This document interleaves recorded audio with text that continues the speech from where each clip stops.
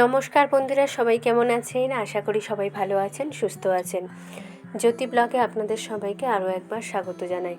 আজকে চলে এসেছি নতুন একটা রেসিপি নিয়ে।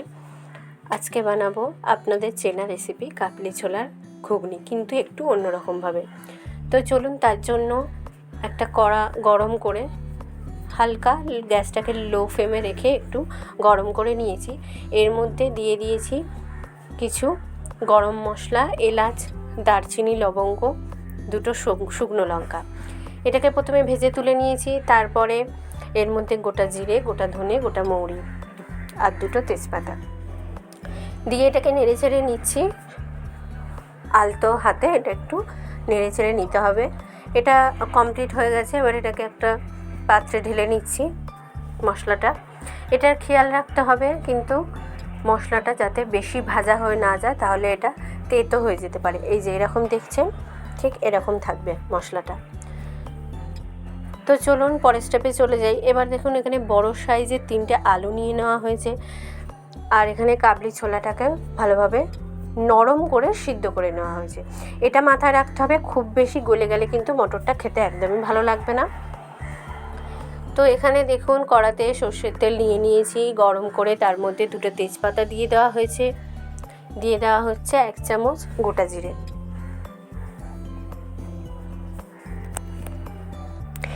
এবার একটা পেস্ট বানাবো, তার জন্য এখানে 3-4টে শুকনো লঙ্কা, 3-4টে কাঁচা লঙ্কা, 1 চামচ মতো গোটা জিরে, 1 চামচ মতো গোটা ধনে নিয়েছি।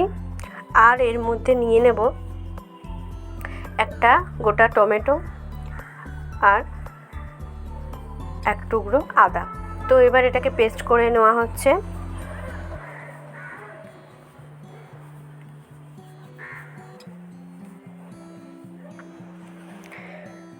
পেস্টটা রেডি হয়ে গেছে। এবারে যে মশলার পেস্টটা ছিল সেটা এবার তেলের মধ্যে দিয়ে দিচ্ছি। এবার এটাকে ভালো করে কষিয়ে নিচ্ছি। এর মধ্যে দিয়ে দিচ্ছি 1 চামচ নুন আর 1 চামচ হলুদ গুঁড়ো।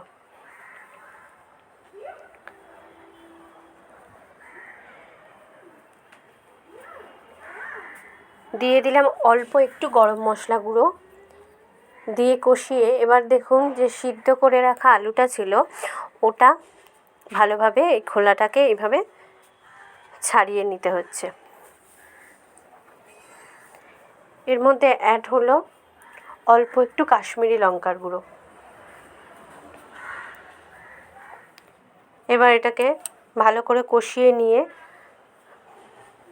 অল্প একটু জল এখানে অ্যাড হলো। এতে একটা মিক্স মশলা অ্যাড করা হলো। এই মশলাটা আপনারা গ্রসারি শপ থেকেও নিতে পারেন, বাড়িতেও বানিয়ে নিতে পারেন।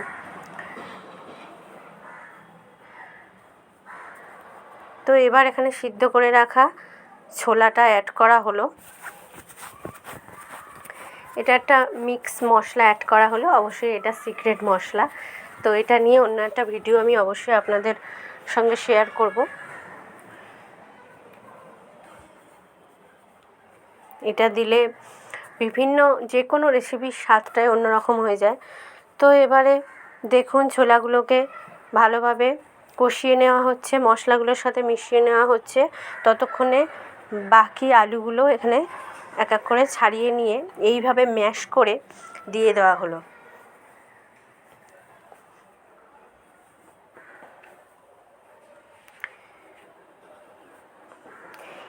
এবার ভালোভাবে এটাকে মিশিয়ে নিতে হবে। এবার দেখুন, যে ভাজা মশলাটা করে রেখেছিলাম সেটা পেস্ট করে নিচ্ছি।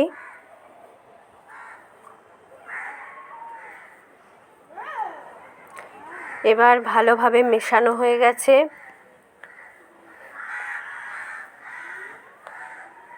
এবার এর মধ্যে কিছুটা চায়ের লিকার অ্যাড করলাম।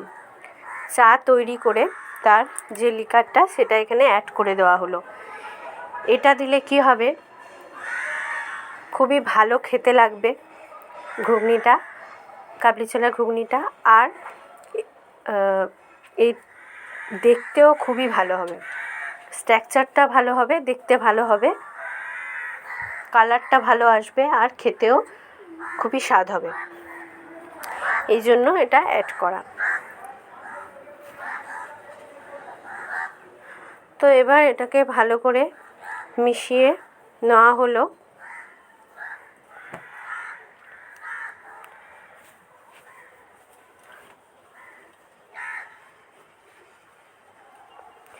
এর মধ্যে অল্প একটু স্বাদ মতো চিনি অ্যাড করা হলো। মিষ্টিটা আপনারা যেরকম খাবেন সেরকমই দিয়ে নেবেন। এবার এর মধ্যে কিছুটা পরিমাণ গরম জল দিয়ে দেওয়া হলো। এবার এটাকে খুব ভালো করে ফুটতে দিতে হবে। এবার দেখুন ভালোভাবে ফুটে গেছে। এর মধ্যে ভেজে রাখা মশলাটা কিছু পরিমাণ দিয়ে দেওয়া হলো। তো আজকের ভিডিওটা আপনাদের কেমন লাগলো? যদি ভালো লাগে তাহলে একটা লাইক করে দেবেন আর আমার চ্যানেলটিকে সাবস্ক্রাইব করে দেবেন। সবাই ভালো থাকবেন, সুস্থ থাকবেন। দেখা হবে পরের একটি ব্লগে। সবাইকে টাটা।